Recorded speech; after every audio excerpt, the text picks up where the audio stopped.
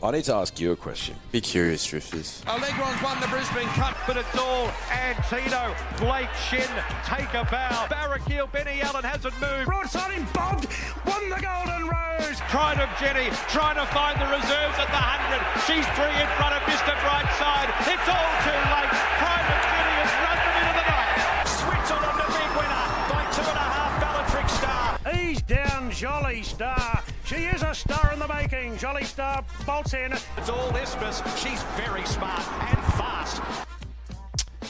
Mate, hell of a weekend of racing we have ahead. Start kicks off at the Valley this Friday night, which we will be there in the flesh, hosting another NEDS hosted pot as well. It's exciting times.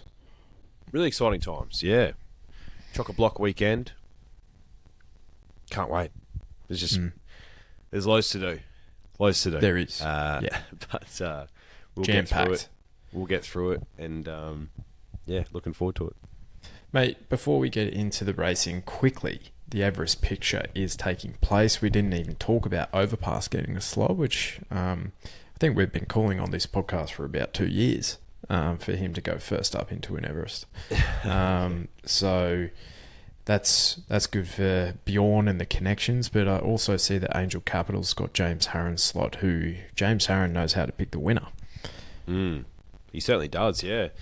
I think the writing was on the wall with Angel Capital and his first up win. And it goes back to that conversation we've been having around the around this 4-year-old crop. You know, you want the up-and-comers, you know, and the tried and true of previous years isn't going to cut it. So, yeah, he's an exciting horse. You know, can he win an Everest? As it stands right now, I doubt it, but I've been shocked before. So, yeah, mate, he's a nice horse. Choice, won a Melbourne Cup, mate. So anything's possible. Yeah. Yeah, very true. All right, let's get into it. Moonee Valley on Friday night. It's currently rated as soft 5. There is a little bit more rain scheduled for Friday, so potentially a worsening track, but, you know, check your local guides. The rail is out 3 metres. Let's kick off with race 4, the Stut Stakes. Group 2 for the 3-year-olds at set weights. I think Vinrock is very well suited here at the set weights conditions of this contest. But I guess this is what we're talking about is, I think it's almost like the perfect line in the sand for him. Can he run a mile? And then you basically pick your own adventure. Do you go to maybe even a Coolmore versus a Caulfield Guineas? Yeah, well, I think from what Matt Laurie has said, he's more inclined to think that this is a Caulfield Guineas horse. And based off his first up run, probably agree, right? Like he just got out sprinted by B graders, so that was much better over 1,400 metres. But he's also trimming up, so yeah, interesting that he hasn't taken him to a Golden Rose. Wants to give him a sort of searching run over a mile before the Caulfield Guineas. Look, I think he wins this race. He's short, but I think he wins this race. If he gets the black odds, then I probably would be inclined to have a bet. I'm keen to see him in the yard because he looks like a big, thick colt. And then heading towards the Caulfield Guineas, I don't know if this form is going to be the right form. I'd assume that something out of the Golden Rose is what I'd prefer. But yeah, looking forward to seeing him go around. If there is one to beat him, I think it will be what I'm assuming is the second favourite with Neds, and it is West of Swindon. Third up here, looking for the mile by the looks. Wasn't favoured by that gate last start either, so barrier 1 should get a more economical run here. Does meet Vinrock 2.5 kilos worse at the weights here, but we're not 100% sure that Vinrock will run the mile yet, whereas I have more confidence that the son of Wouton Bassett Varley, I think he will run the mile. So if I was inclined to have a pot bet, it might be on West of Swindon. because all we do is back favourites apparently. Race 5 is the Scarborough Stakes over the 1200 metres for the 3-year-old fillies at set weights. Bellatrix Star won this last year from Coeur Volant, Queen of the Ball. Sarah Des swats that the year prior. I think Isha is the logical favourite here. You know, she was supported into, what was her starting SP? $6.50 at her third ever career start in the Moir. But is that too much of a gutbuster? She came out lame after that race. She's awfully well placed here, I would have thought, but I don't think she's over the line. Nah, but I'll take $3 to find out. Like I was considering her for the Moir. Yeah, she pulled up lame. It's not great, but I don't know. I feel like sometimes it can be a bit straightforward, this game. And I feel like that's a straightforward bet. $3. Like if she was $1.60, yeah, different story. I'm happy to take that price. Particularly when I look at the other horses and I'm like, what would you have SP'd in a Moir Stakes? Yeah, true. Point Barrow coming from the midweeks could be one, but has to do it from the car park and is midweek grade. So, yeah, race 6 is the Fian Group 2 over the mile at weight for age level. Pride of Jenny won this last year, Pinstripe the year prior. Mr. Brightside, Superstorm, Humidor. So good horses win this race. Is it just as easy as a match race between Treasure the Moment and Pride of Jenny or Kitty Cat Tom? Oh, look, nothing's ever easy. But some things are straightforward, and I think Treasure the Moment just brains these. Like $1.45, rightly so. Honestly, I think she'll toy with them. I think she's so much better. I think she's a class above even a lot of our Group 1 weight for age horses, based on what she did first up. Like, yeah, she's had a setback this prep with the minor colic issue, but for mine, you know, if there was any risk that her colours were going to be lowered based on the track work post that, then she wouldn't be racing here. But by all reports, she's super, she's bright, she's well. Matt Laurie's been blown away by her track work since, so I think she's ready to rock and roll. And I think the Pride of Jenny up front factor is going to suit her, because we know Treasure's going to get out over further. Her running the Memsey was enormous, and that was in a fast run race. So if she gets that here, I reckon she'll blow them away. Yeah, there's a 2-leg multi on Friday night. That is just like so free, and and this is the first leg of it. Okay, all right. I am excited to see Kitty Cat Tom in the flesh in the mounting yard. Don't think I've seen Tommy in the flesh yet, so. And he gets to have a peek around the valley before a Cox Plate run. So I'm keen to see Tommy in the flesh, but I'm equally excited to see Treasure the Moment.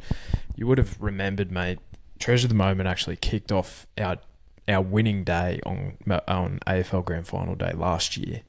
She won at Sandown in the first or second race or something. Yes. She's going for her 10th win in a row from that race. So, it's wild stuff. So I think she's, obviously fascinated to see how Pride of Jenny goes as well. We saw her in the, I think in the mounting yard for this race last year, she looked amazing. But for the Cox Plate, she just didn't look any good at all. Didn't look good at all, no. So, all right, mate, I'm up and about this Manikato. I think it's a ripper. 1,200 metres, Group 1, away for age level. I've written down some notes here. So Lady Shenandoah is looking the Adam Goods, but she has a dog shit gait. Barrakill is an absolute winning machine, and he's my pony. Magic Time is the class runner. Skybird was luckless. Alabama Lass has never been outside the top 2 in her career. Charmstone is a Group 1 winner at $27, and Amina at $51 is absolute madness. This is a hell of a contest. It is good. I think Lady Shenandoah comes out and brains them though. Like I don't know what it is. Usually I'd just be a bit more like, more respect for other horses, but I don't know, the riding was on the wall first up. There was a phenomenal first up run, and the Waller camps had this race circled for a long time for her. She gets gate 10, which is, dog shit, as you said. Like, couldn't have said it better myself. Perfect word to describe that gate. But she has James McDonald, and she can just rev up, probably, at the back with plenty of galloping room. And sometimes it can be hard to win in that style over 1,200 metres at the Valley, but I think there's enough pace in this race to afford her the opportunity to run over the top of them. Yeah, the riding was on the wall. Her first up run, she's here to run well. Already got her Everest slot. The second leg of this 2-leg multi. It's magic. Probably get a good $3.50 plus with the good people at NEDS, and that's put in your cash, triple it, and take it back out. That's, for me, it just seems so straightforward. I think there is some Everest hopefuls here, though. I think Barrakeel's looking for a slow magic time, obviously. I wouldn't be surprised if, Mick Price, Kent Jr., with Charmstone, Skybird even, Alabama Lass. Like, I think there's a couple putting up their hands here, so it's a good little lead into the Everest. I agree. I think Lady Shenandoah is going to be awfully hard to beat, but I cannot go past my guy Barrackeel. Like, each time you ask this horse to do something, he does it. So I'm going to stick fat with Barrackeel. How many times has he returned to the scene of the crime and keeps getting away with it? Mate, he's the best Moonee Valley horse in Australia. Like, name a better one. Via Sistina. Yeah, true. All right. The last at the Valley is the Stock Stakes, 1,500 metres, Group 2 for the mares, set weights and penalties. I thought Just Feeling Lucky is a good bet here. Again, tricky gate, but have a look at this horse's Wyong Mona Lisa win. Had market support from $6 into $4.40. Was 3 wide, no cover the entire trip. Got the chocks, real gritty. Knocked off Pisces on Stradbroke Day, which was a real thorn in my side to kick off the day. But yeah, if the rain comes, she's run okay on rain-affected ground. I'd probably prefer her on top of the ground, but she's undefeated, third up from one attempt. I think at the each way quote, I think she's a bet. I'm unsure about her bounding because she's been so good in Melbourne so far. But as we said, when she gets into these like $4 quotes, maybe it's a Mandela effect where she just doesn't win. Yeah, I that was my hesitation with her as well because I saw her accept for this obviously and was like, yeah, keen to have a bet, and then saw the price. I was like, gah. Has to go on the quaddie, but bit of hesitation there for me. I look at Just Feeling Lucky as well, and Tommy Berry isn't down in Melbourne for a holiday, so yeah, not a straightforward race. So I think a bounding can win, but it's just whether I want to take that price or not. I've been loving the favourite bashing the last couple of weeks, so maybe I just have to stick fat. Yeah, favourite bashing has not been serving me well, so I'm gonna alter my strategy, I think. But let's go to Rosehill. Race 3 is the Colin Stephen quality. I've got a good bet here. You're talking about like going outside the favourite. Got a good 1x3 play here, and that's number 6, Sun and Sand. Barrier 4 with Alicia Collard on board. This 4-year-old mare nearly knocked off Treasure the Moment in the Oaks. Like, what are we talking about? This is the first time that she's stepped out to 2,400 metres since. Looks an absolute stayer. Good ground is the key to her, and Rosehill is in the True on Saturday, and I think it's about 31 degrees at Rosehill on Saturday. So she's going to be awfully hard to beat, I think, and at $12, she's worth it an each way bet, I think. Yeah, absolutely. I'm not interested in a bet in this race.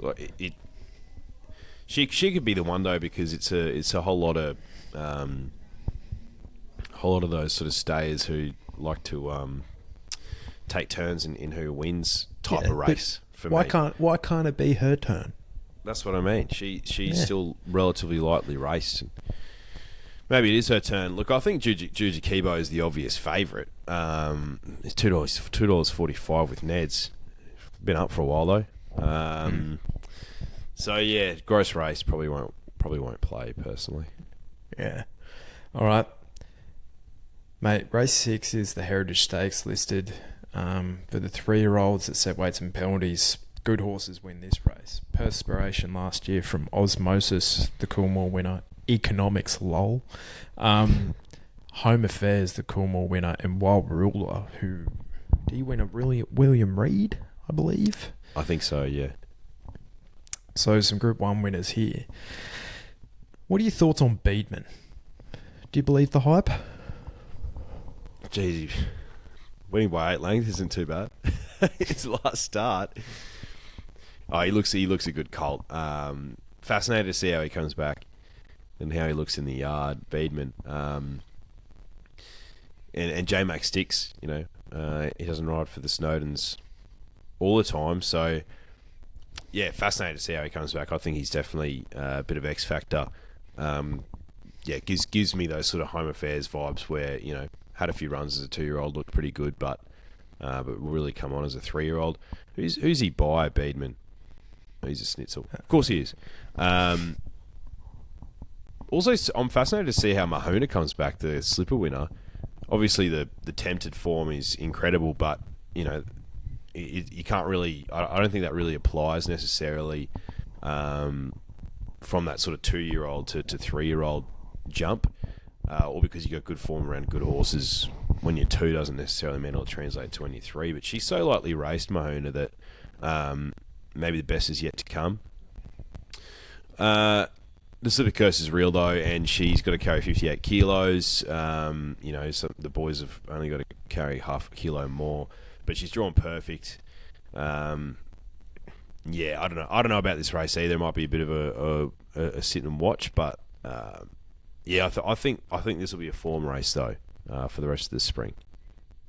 Yeah, I agree. Kind of want to see Beedman do it.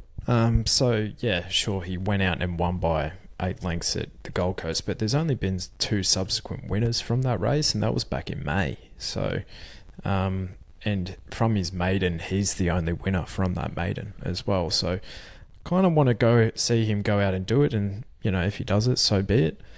If the stable was confident with Mahuna going up against, or throwing their hat in the ring against the older horses last weekend, they decided against it. I think she's probably going to be better placed here, obviously. But there's a couple of horses that actually have some form around the favourites here, and that's number 11, Acacia. So this filly actually beat home Beedman at her only career win, and that was on good ground. Maybe she's better suited on good ground, and she wasn't too far away from My Gladiola last start either. So I think that form is stacking up, and she gets 4.5 kilos off Beedman here. I think she's the one at about $5.50 who she'll likely hopefully find a bit more positive position from that barrier too. And the other one who has an outstanding turn of foot is number 8, Grand Eagle, who has form around Acacia as well, beating her home at Randwick on the 24th of April as well. This horse has a pretty elite turn of foot as well. Super impressive win that day, and went up against the older horses in the midweeks. J-Mac rode that day. Nash gets the ride here. There's a couple at a price there that I could play around the favourite, I think. This isn't as straightforward as I think people might think it is. Yeah, fair enough. Fascinating race. You could argue like from what we've seen so far of the 3-year-olds, like Tempted's the one, but a lot of this field could be, in the market for a Coolmore stud. So, fascinating to see how it plays out. Absolutely. All right, the Golden Pendant is 1,400 metres, Group 2 for the fillies and mares that set weights and penalties. Do you have any firm opinion for this race? Like, are you really going to bet on Manal at $4 here? Back in winning form. I'm not sure. I'm not sure about Manal. I'm not sure about Firestorm either. First up, they're the two in the market, and then Gerringong as well. Like, she had some couple of gut busters. What price did she start last race? Oh, she was still pretty good odds.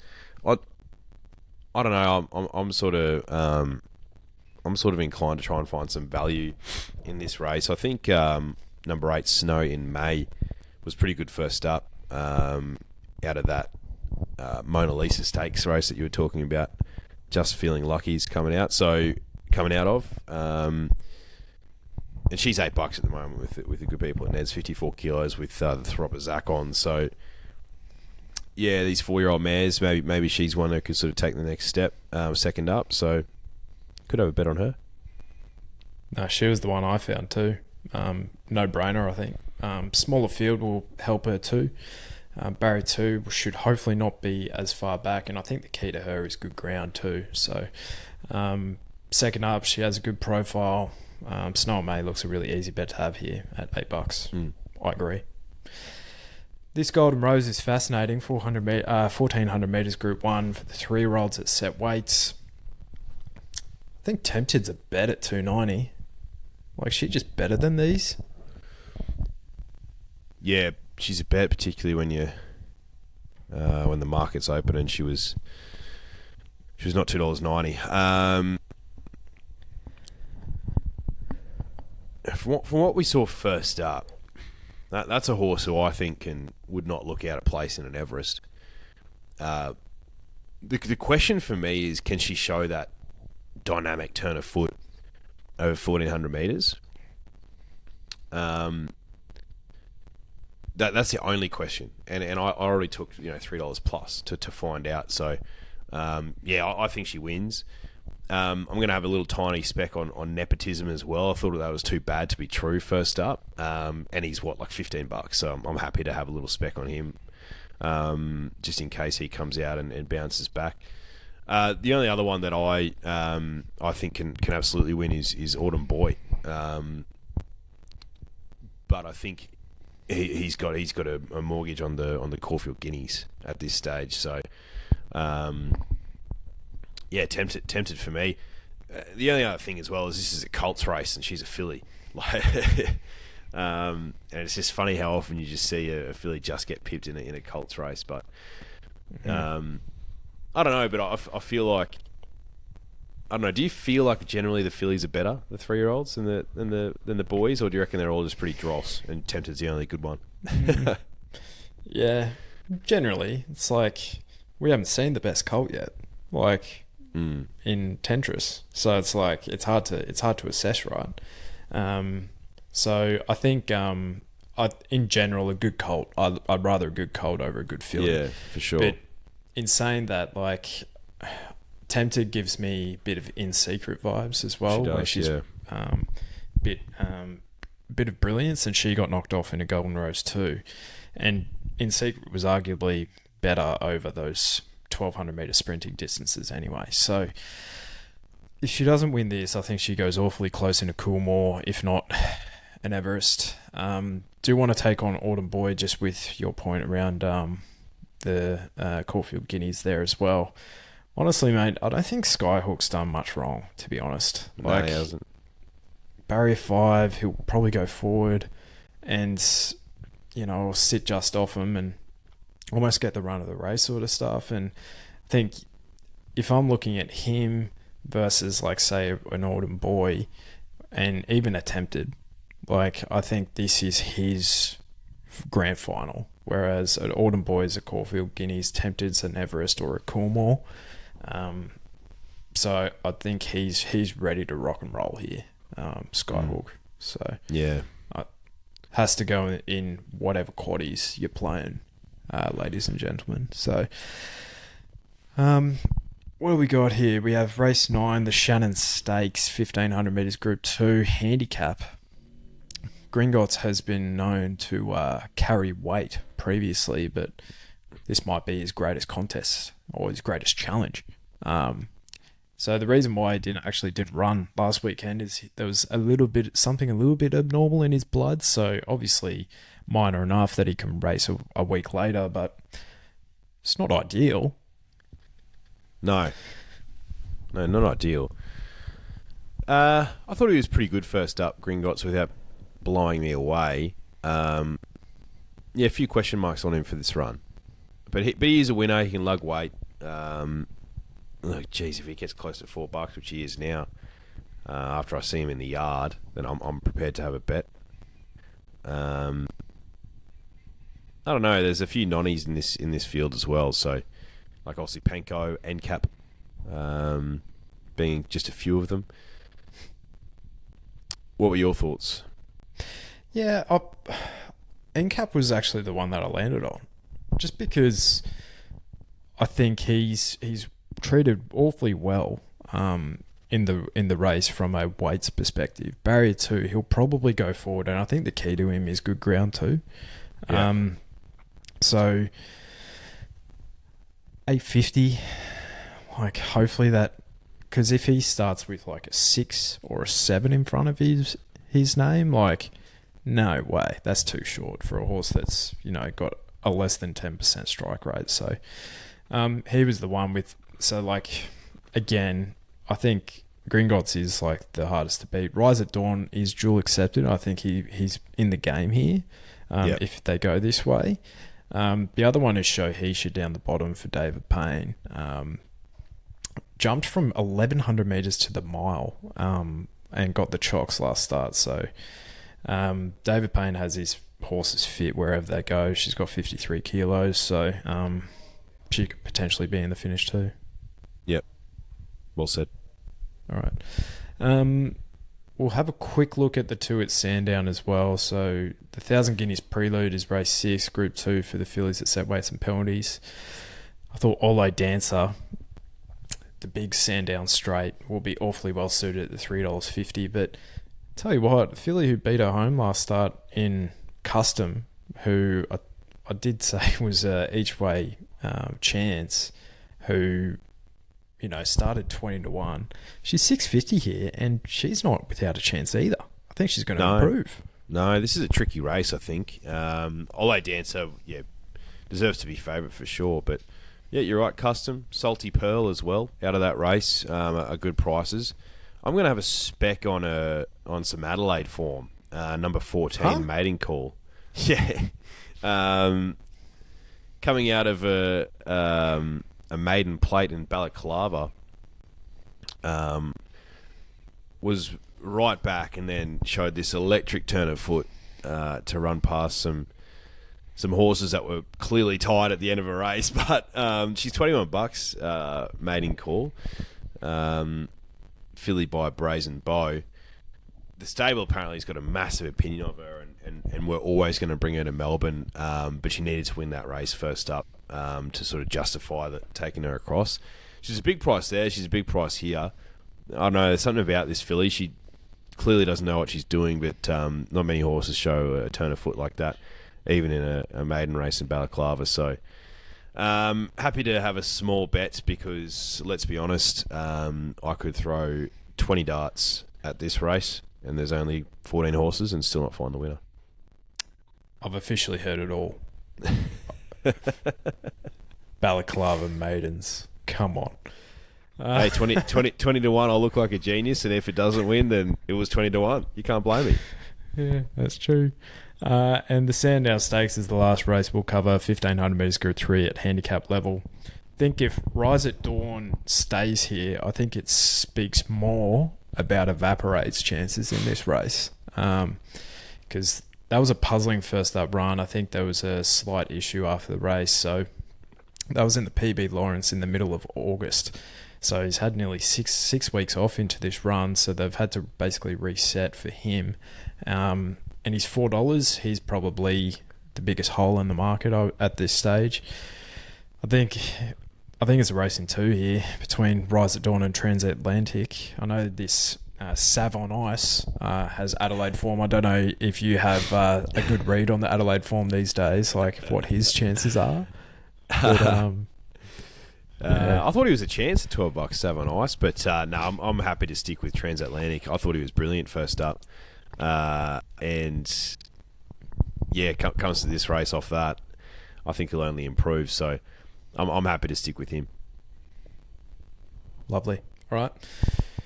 Well, Drifters, you'll want to tune into our Instagram, as we'll be giving some insight from the Moonee Valley track and the AFL Grand Final on Saturday as well.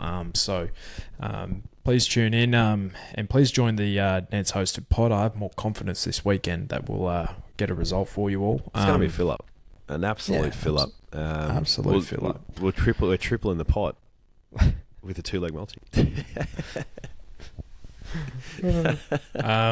So yeah, if you're having a bet, do it with the NEDS, do it responsibly. But yeah, plenty to get around this weekend. Will be in your ears on Sunday as well.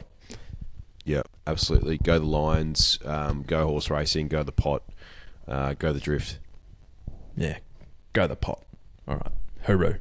See yous.